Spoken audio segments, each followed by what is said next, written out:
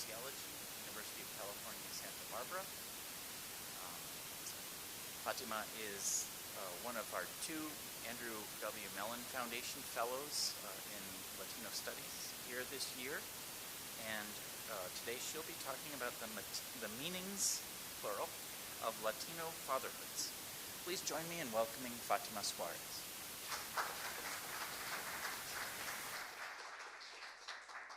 Thank you so much, Dr. Raya, for that lovely introduction. Good afternoon, everyone, and thank you so much for being here today. And to the dozens of people watching us live on YouTube, most of whom are my family and friends, thank you for your support. My initial plan was to discuss my experiences interviewing Latino fathers. However, with the support and encouragement of my cohort, my fellow fellows, and my Mellon mentor, Dr. Pierrette Haninu Sotelo, I decided to take this opportunity to present an overview of my dissertation research. And this will actually be the first time that I present an analysis of my work. So this is fresh off the press, folks. Como se dice en español, pan caliente. I think we should have charged for this event, President Brown. I'm just saying, it's new material. So with that being said, I welcome your comments, your questions, and your feedback during the Q&A. My dissertation is a qualitative study that answers the question, what does fatherhood mean in the lives of Latino men? And this question raises additional questions, including, how are these meanings shaped by the intersections of age, class, and generation in the United States? How do Latino men enact the meanings that they attach to fatherhood? How do Latino men monitor one another's fatherhood? And lastly, how do Latino fathers describe the emotional labor of fathering? Overall, I want to address or investigate the intersectional, the practical, the interpersonal, as well as the emotional dimensions of fatherhood. Now, before I discuss how I conducted my study, I think it's important for us, or for me, to define what do I mean by fatherhood and the contemporary discourses surrounding fathers. So first, what is fatherhood?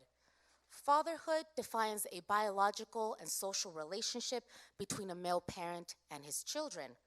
It reflects a normative set of social practices and expectations of men in families and in society. And these practices and expectations are embedded and institutionalized through religion, politics, law, and culture.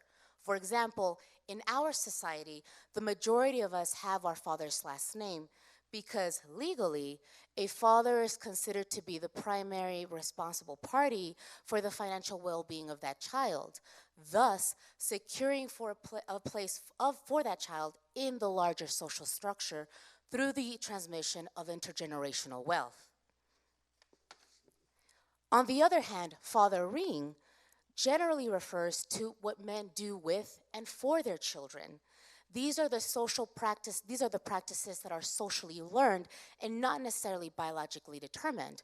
So in other words, men learn to be fathers just as women learn to be mothers. It's not something that is inherently within us that is biologically derived, but it's something that it's learned and that has to be continuously accomplished. So fatherhood is a social relationship. It is a set of social practices as conveyed through the language of fathering, and it is also a social institution. Contemporary discourses on fatherhood are contradictory, like most of our political climate today. On one hand, some argue that fatherhood is in crisis, and this framing invokes the dichotomy between the involved versus absent father. A popular concept that emerged in the 1990s was that of the Deadbeat Dad. This discourse frames fatherlessness as a social and moral problem. Kids are acting up in school because there's no father in the home. Kids are doing drugs, they're joining gangs, and apparently I read somewhere recently that there's a moral panic around vaping. They're vaping. Children are doing all these things because there's no father in the home. Kids are living in poverty, they're food insecure, they don't have they live in dangerous neighborhoods because there's no man in the house. So the solution for these proponents is to bring men back into the home, to get fathers to be involved with their kids, and that will solve all of our major social problems. This discourse became prominent during the 1990s at the same time that President Bill Clinton signed the Personal Responsibility and Work Opportunity Reconciliation Act of 1996, implementing major changes to U.S. social welfare policy in order to end welfare as we know it. Is this a coincidence? I would argue no. Historian John Gillis argues, however, that this crisis is actually a recurrent theme in industrialized Western societies. Post-patriarchal fatherhood is the modern middle-class invention of father as breadwinner, which attaches paternity to masculinity. So for Gillis, the root of this so-called crisis is not fatherhood itself, but it's this connection between fatherhood and masculinity. On the other hand, there are others who are seeing the emergence of a new fatherhood, of a new father, a new man, that is the involved father. The involved father is a man who's combining breadwinning with availability, engagement, and nurturing. They are the SuperDads. Sociologist Scott Coltrane observes that the 21st century has offered U.S. fathers a paradox. Media images, films like Click and Finding Nemo, to name two, political rhetoric like we're living in a fatherless society, and psychological studies are affirming the importance of men to children at the same time that men are becoming less likely to live with their offspring due to rates of divorce and unmarried births. These contradictions, like we are living in a fatherless society, but at the same time we are seeing the emergence of the SuperDads, exist in part because fatherhood is a historical phenomenon. And although biological fathers have always existed, fatherhood itself is a social and cultural construct. The intellectual contributions of my research are threefold. First, Latino fatherhoods are under-theorized. The existing academic literatures do not capture the complexity and diversity of Latino fatherhoods, and the most vocal critic of this gap has been the sociologist and the supreme, Maxime Bacazin. Scholars like William Marsiglio, Joseph Plek, and Scott Coltrane acknowledge that most of the contemporary literature on fatherhoods is actually about white, middle-class, heterosexual, professional, working fathers with scant attention on fathers of color, especially Latino fathers. Fatherhood is a gendered performance, and understanding Latino men's relationship to fatherhood allows us to understand Latino men's masculinities. Second, most studies on Latino fathers are descriptive reports of their values, degrees of involvement, and behaviors with young children.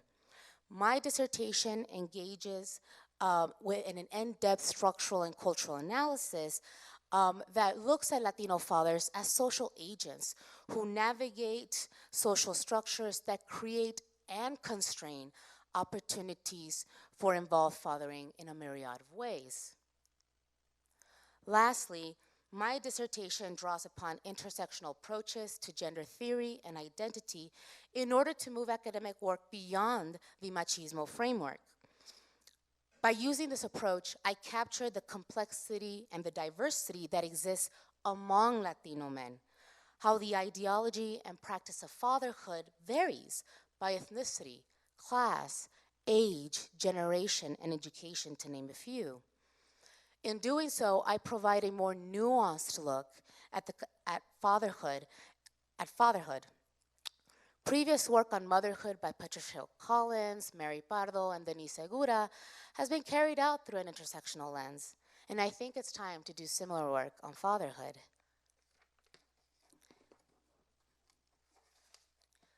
I conducted in-depth, semi-structured individual interviews with 60 Latino fathers in the state of California between 2018 and 2019.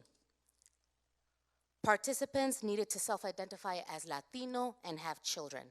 Whether they were the biological, step, or adopted, it didn't necessarily matter the pathway to fatherhood, they just needed to have kids.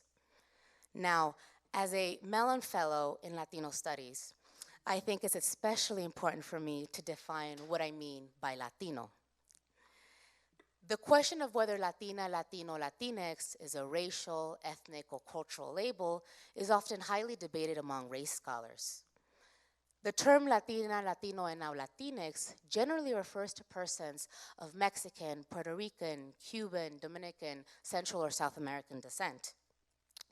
Latinas and Latinos in the United States use various labels to identify their specific ethnicity, and this labeling process is linked to each group's historical trajectory. Self-designated labels may also reflect the labeling practices of Latina, Latino, Latinx groups concentrated in particular US regions like California. In California, you will most likely hear national origin labels such as Mexican, Guatemalan, Salvadoran. You will most likely hear Latino, Latina, and among the college-educated and community activist groups, you will hear Chicano, Chicana, Chicanx. But you won't hear the term Hispanic as often as you might hear the term in other states like Texas or Florida. In my study, I use the term Latino and their self-designated labels when referring to my participants, since those are the terms they use to refer to their own ethnicity. Since my study took place in California, the majority of my respondents are of Mexican descent, and I'll elaborate further in a few moments. Although I interviewed a diverse group of Latino fathers, my analytic assessment emphasizes the age, class, and generational dimensions of fathering, which is why I utilized specific recruitment strategies, including visiting public social spaces like parks and beaches during weekends and holidays, attending public events like fairs and baby expos that targeted families with children, and attending parent events at local public schools like back-to-school nights. I recruited participants mainly in the Northern California county of Santa Clara and the Southern California counties of San Bernardino and Los Angeles, respectively. I worked with a nonprofit organization in Southern California that works and serves Latino families and the community at large, and they facilitated my recruitment of fathers who attended their weekly events. I was also granted permission to recruit participants from a school district in Southern California and a charter high school in Northern California. Individual face-to-face interviews took place at a time and location that was most convenient to the participants, such as coffee shops, their community spaces, their homes, or their workplaces. Flexibility in scheduling the interviews tended to reflect the class status of my participants. For example, professional white-collar fathers could meet with me during their work hours, whereas fathers who worked in blue-collar jobs were mostly available during the weekends, mostly Sundays. On average, the interviews lasted 1 hour and 30 minutes, and they were conducted in Spanish, English, or a combination of both. I offered respondents $20 as compensation for their participation. However, 26 respondents declined the compensation because they strongly support Latina, Latino higher education, and they also viewed their participation in the interview as part of their responsibility as fathers. In regards to the interview transcripts, all 60 transcripts, were transcribed by hand.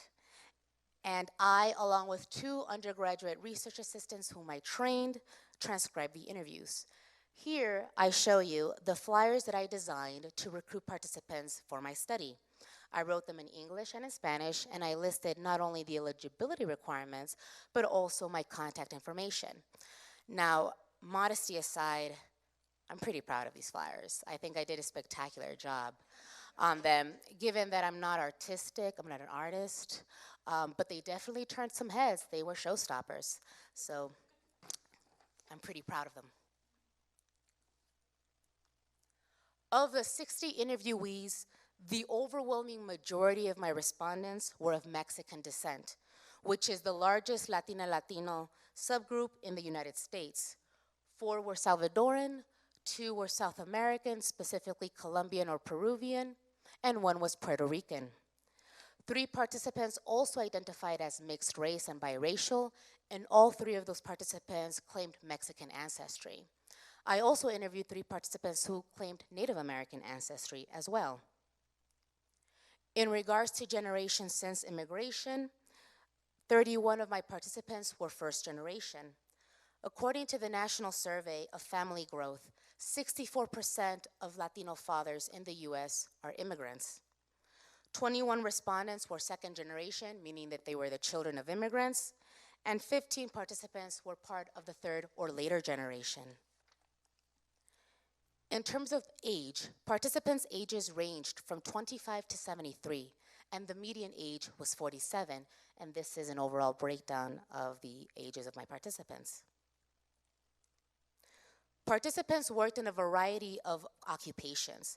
32 respondents worked in professional, managerial, and administrative jobs, such as education and business management, which some of us refer to as white-collar jobs. 22 participants were employed in manual, both skilled and semi-skilled jobs, such as construction and maintenance, which some of us refer to as blue-collar jobs. And 6 participants worked in personal service-oriented occupations, such as food and dining, which some scholars refer to as pink-collar jobs.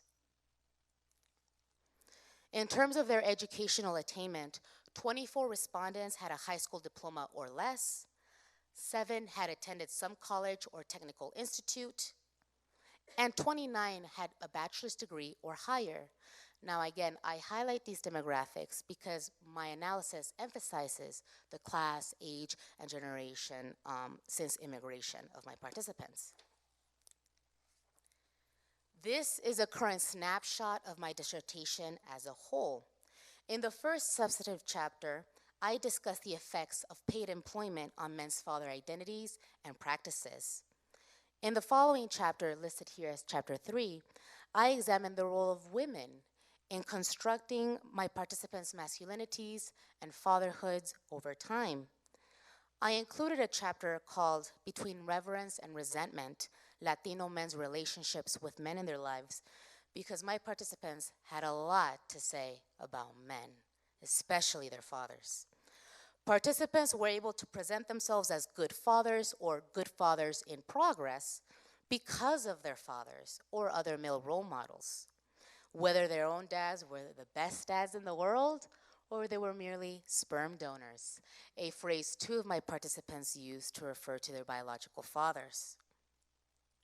In the last substantive chapter, Hidden Traumas, Latino Men's Experiences of Interpersonal Violence, I analyze men's experiences of trauma and the ramifications of those violent experiences on the ways in which they define fatherhood. So for the sake of time, I will only touch upon the first 2 substantive chapters in today's presentation. However, if you have any questions about the other chapters, or you would like to elaborate on some of the issues that I'll raise, again, I welcome your comments and your feedback during the Q&A.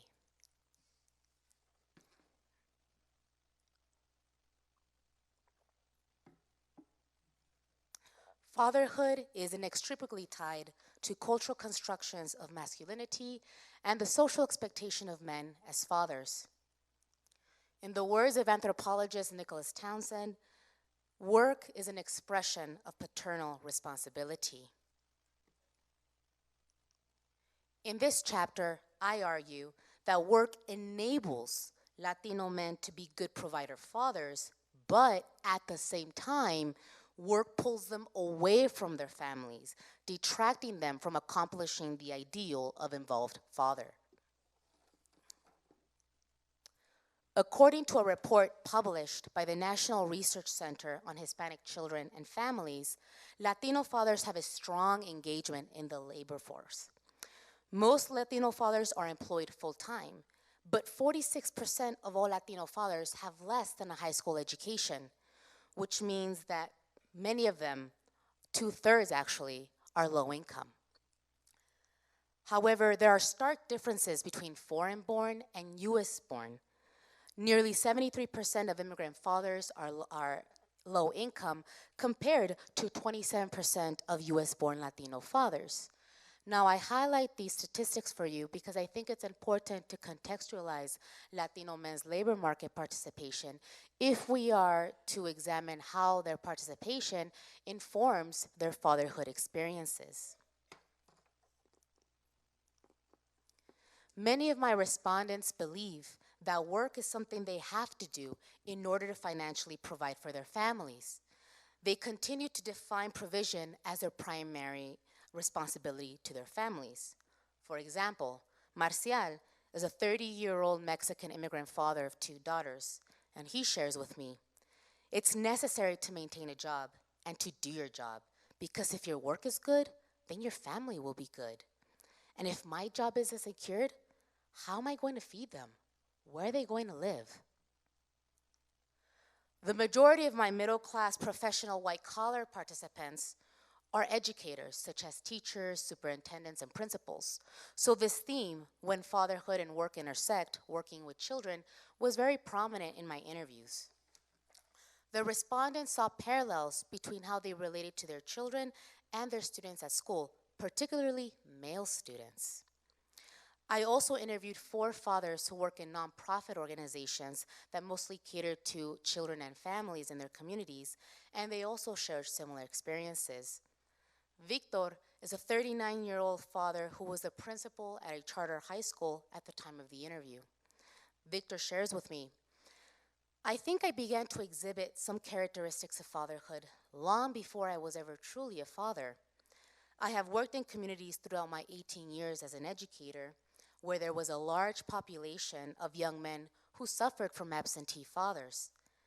I still have students to this very day who are now 27, 28-year-old men who are fathers themselves, who still call me pops, who call me dad. I feel like I have played the role of a father figure for many for a very long time, and I started to understand that experience and what it means, what fatherhood means from that experience. On the other hand, many respondents saw work as something that hindered their fathering. Work got in the way of spending time with their children and their families. For example, Santino, a 47-year-old foreman construction worker from Peru, said to me, I know everybody says that they're the normal father and this and that, but I think people who work in construction, it's kind of different because it has a lot to do with the time you spend with your family.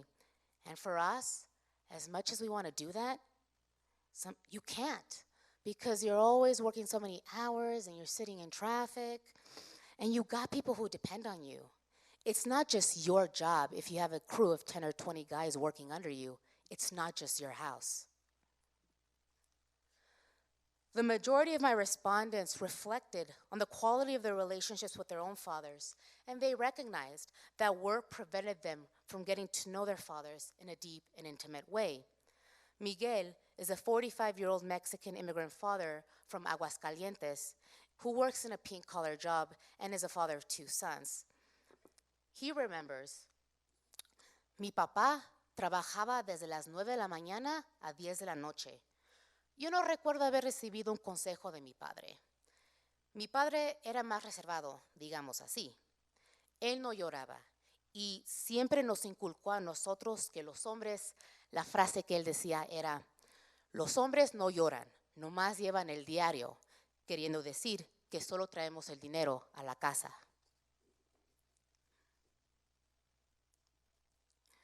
For many of the respondents, like Miguel, the primary lesson they learned from their fathers was how to work hard. And when I asked them what were the values that they wanted to pass on their kids, many of them said a strong work ethic first.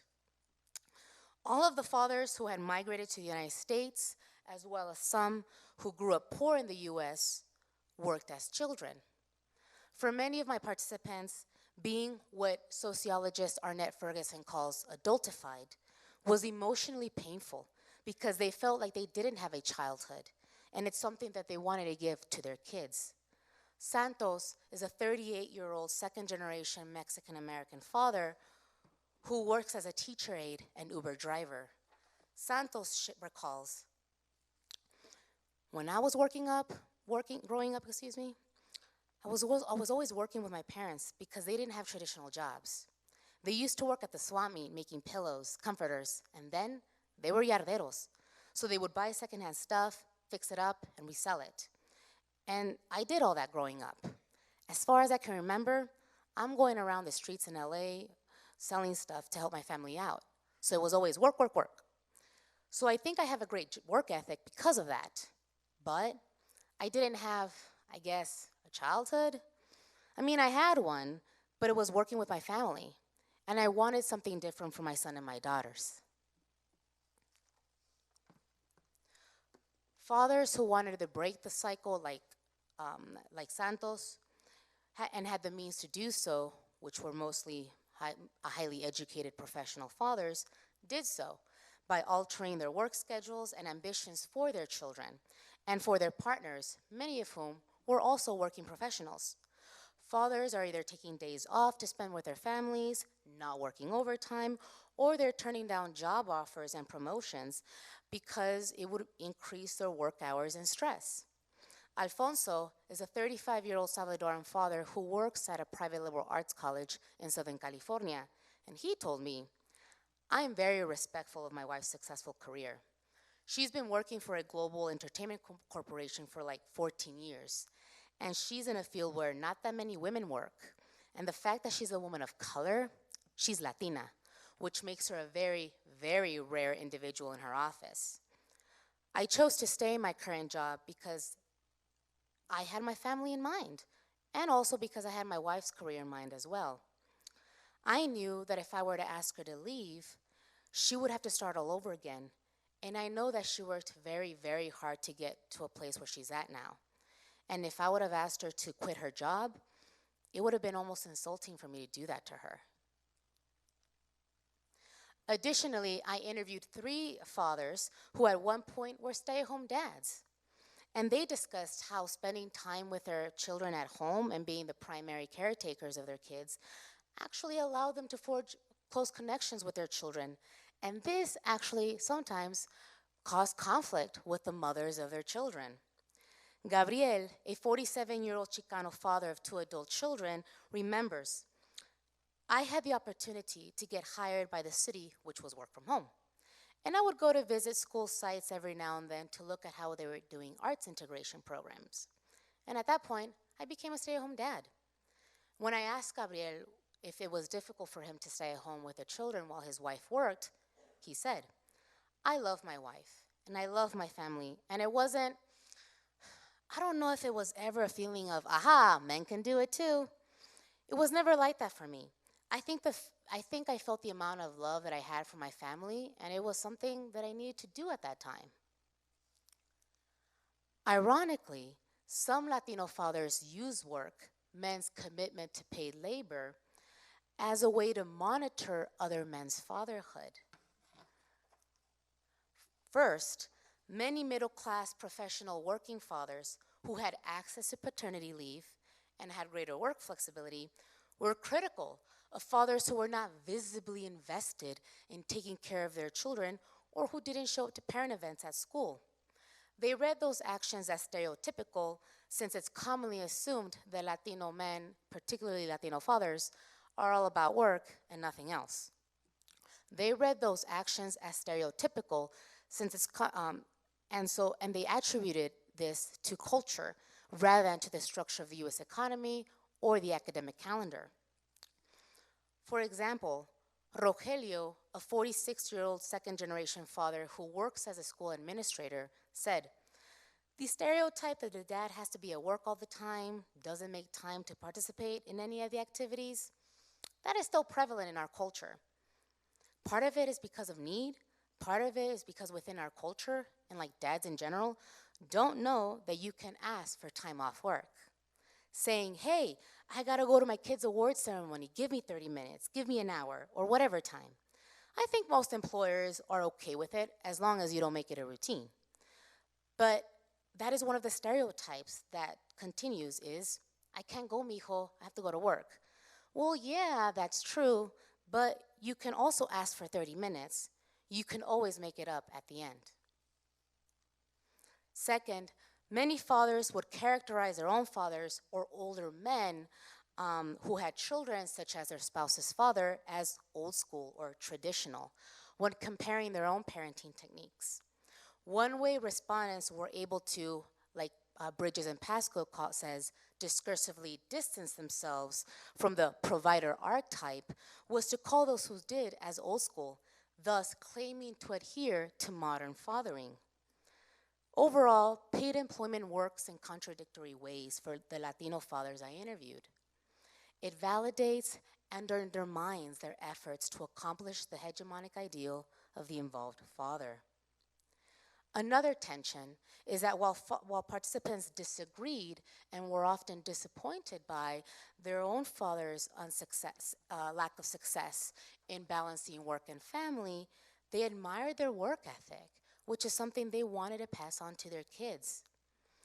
Men's work commitments is also up for grabs, since some fathers use it as a way to define their own fathering in a positive light, thus perpetuating the neoliberal claim that men simply just choose not to be involved in their children's lives, and that this has nothing to do with the fact that paid employment in our society is not organized to support parenting in general.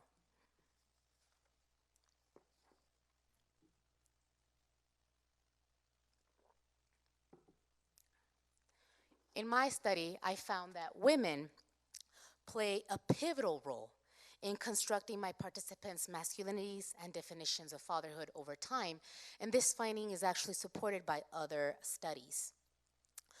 39 of the fathers who I interviewed had daughters, and of those fathers, 17 only had daughters.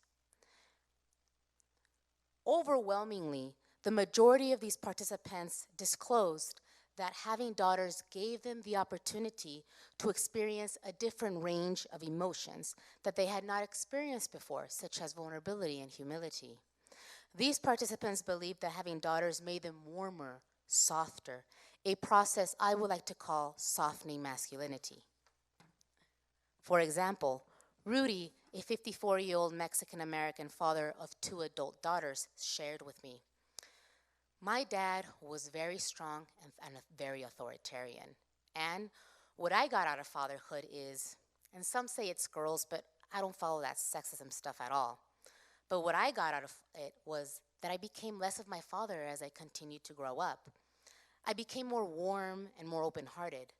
The more I learned about them, the 2 girls, the more I became like, okay, this is a partnership more than anything else." For some participants, their daughters also tested their political beliefs and commitments.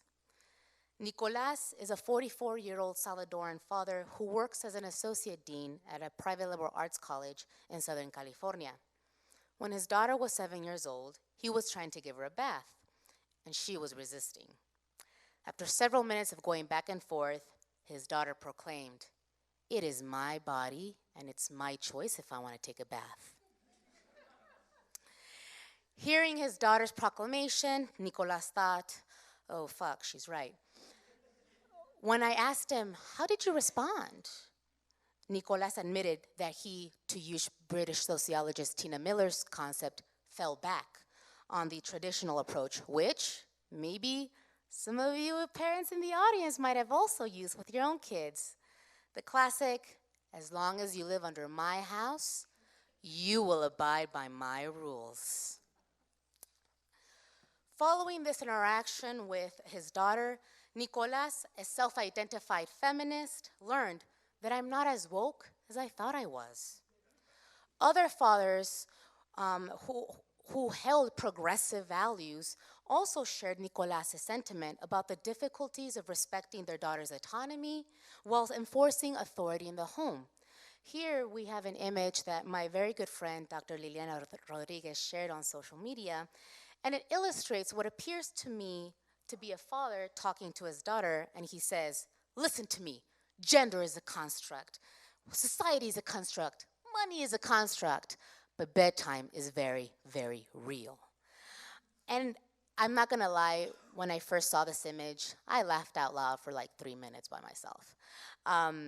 And it was funny, but I think it also speaks to something larger.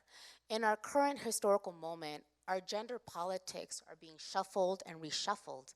And there are a lot of social changes that families have to really negotiate and make sense of because they're raising kids. So I think parents right now have a very acute, I mean, unique perspective on what's going on because they're raising kids in a society where, for instance, our gender politics are being re-questioned, reshuffled, deconstructed, and reconstructed. And so I think parenting right now gives us a very important viewpoint into how families respond to these major social changes. Several fathers indicated that their spouses and partners impacted their gender attitudes by advising them to be more open or emotionally available to their sons, especially when they saw these fathers being very different with their own daughters. For instance, Oscar, a 34-year-old second-generation working-class Mexican-American father, admits, I don't treat my daughters like I treat my son. I treated my son like, I saw the way my father treated us men versus how he treated the women, and my wife felt that I was showing signs of hate towards my son, and that wasn't the case, because that's how I thought I was supposed to bring him up, right? That's what I was taught. So I changed. I started doing sports with him, and that gave me a different view of how to be a father. If he can't do it, let him do it on his own, instead of pushing him to doing something he doesn't want to do, because then he's going to end up hating you for life. When I asked Oscar if he had changed the way that he related to his son because of his wife, he said, absolutely, yeah, because she never agreed with the way I was bringing him up. She didn't agree. She wasn't in for it, and she made me realize, you have a son. He needs more than just discipline. He needs attention, he needs affection, he needs time, and you need to raise this child. Many men credit their wives, partners, and the mothers of their children as sources of personal change over the years, like Hera Nemo, who married his longtime girlfriend after 14 years of courtship. In explaining why it took them so long to get married, Hera Nemo said, I was a big troublemaker when I was younger. So when I met my wife, I used to have really bad friends, and I did really bad things. So she kind of got me out of that situation. I mean, we dated for like 14 years, but it worked out. I got rid of all the friends, I got rid of all the bad habits, and we finally got married. So it's been a long journey, but it's been a good journey.